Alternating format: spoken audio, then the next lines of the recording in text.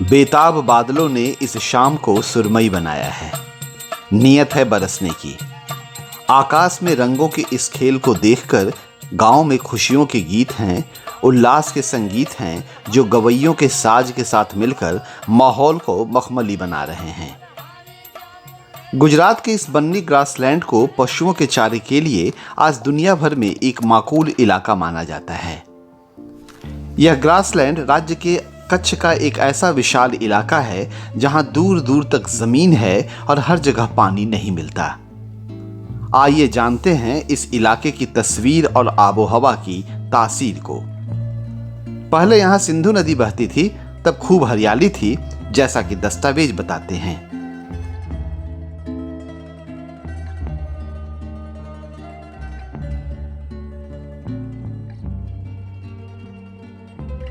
कहते हैं यहाँ की लहलहाती फसलों में सबसे ज़्यादा मशहूर था लाल चावल, जिसके अंदर पाया जाने वाला माइक्रो न्यूट्रिएंट और बी कॉम्प्लेक्स विटामिन अपने आप में अजूबा था।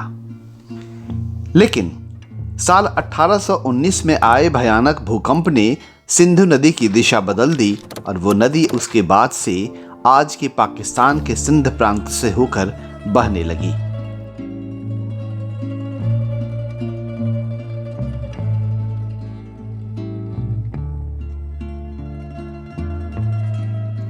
इस प्रकार उस भूकंप ने ये नया वन क्षेत्र बना दिया तो सूरज की सीधी किरणें बन्नी पर पड़ती हैं, इसलिए आज यह विशाल बन्नी इलाका दिन भर तपता रहता है।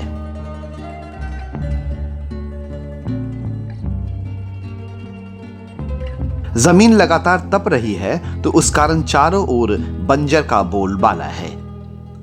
गनीमत है कि आज 3 साल बाद आकाश में शरारत करते बादलों का जमाकड़ा दिख रहा है। सिंधु नदी ने यहां से मुंह क्या मोड़ा, सूखे की मार यहां की नियति बन गई। साथ में कच्छ के रण से लगे होने की वजह से यहां नमक वाली जमीन है। घास जो उगती है वो भी पीली होती है। यहां पशुओं में भैंस, गाय, बकरी और ऊंट हैं, लेकिन सबसे ज्यादा लोकप्रिय भैंसें हैं जिन्हें बन्नी भैंस कहते हैं। बन्नी भैंसें रोजाना 10 से 15 लीटर तक दूध देती हैं।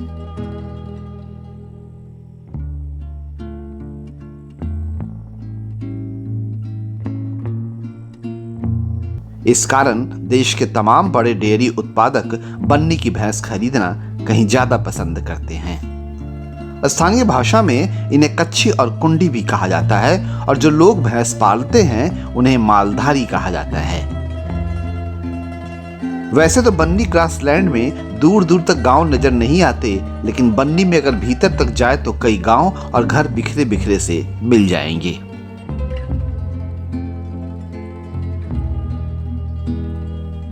लगातार पड़ने वाले सूखे ने इस इलाके की जिंदगी को बहुत तकलीफदेह बना दिया है।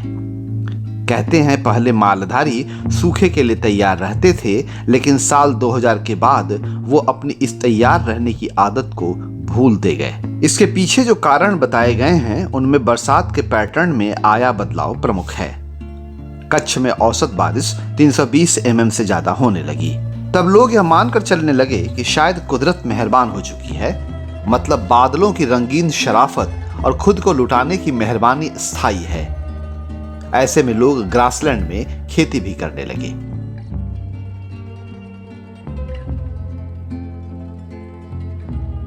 साथ ही साथ इस इलाके में सरकार के प्रयासों से पाइपलाइन से पानी पहुंचाया गया, जिसके चलते ज्यादातर मालधारी पानी जुटाकर रखने वाली पारंपरिक झील वाली विधि से कट गए और जिस विरड़ा विधि से जमीन में पानी सिंचित कर सूखे के दिनों में इंसान और मवेशियों की जिंदगी बचाई जाती थी, उस विधि से लोग अलग हो चुके थे। बदकिस्मती कहिए कि साल 2000 के बाद लगातार हो रही अच्छी बरसात का पैटर्न साल 2018 में अचानक टूट गया और उस साल सिर्फ 28 जून को एक दिन की बारिश हुई। इसके बाद बारिश नहीं हुई, जिस वजह से 2019 में भारी सूखा पड़ा। हजारों मवेशी पानी के अभाव में पटपटाकर मरते चले गए। अब सरकार भोजन पहुंचाती, पानी पिलाती या जानवरों को बचाती, कुदरत के मिजाज को दरकिनार करने की भारी भूल हो चुकी थी, भले ही इस सच को ऊंची नाक वाली नौकरशाही माने या न माने।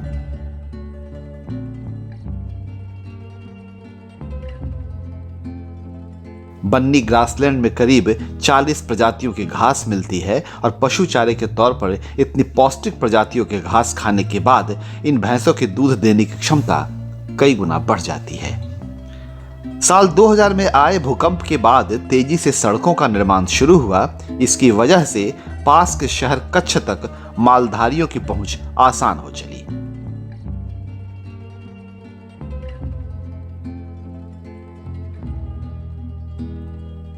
इसी बीच मिल्क इकोनॉमी ने ग्रासलैंड में दस्तक दी। ऐसे में जो मालधारी पहले अपने भरण पोषण के लिए पशुओं को रखते थे, अब उन्हें दूध के कारोबार के लिए रखने लगे। एक एक मालधारी के पास 100 से 150 गाय भैंसें रहती हैं। जीवन शैली में आए इस बदलाव की वजह से मालधारी इस बार आए सूखे को झेल नहीं पाए।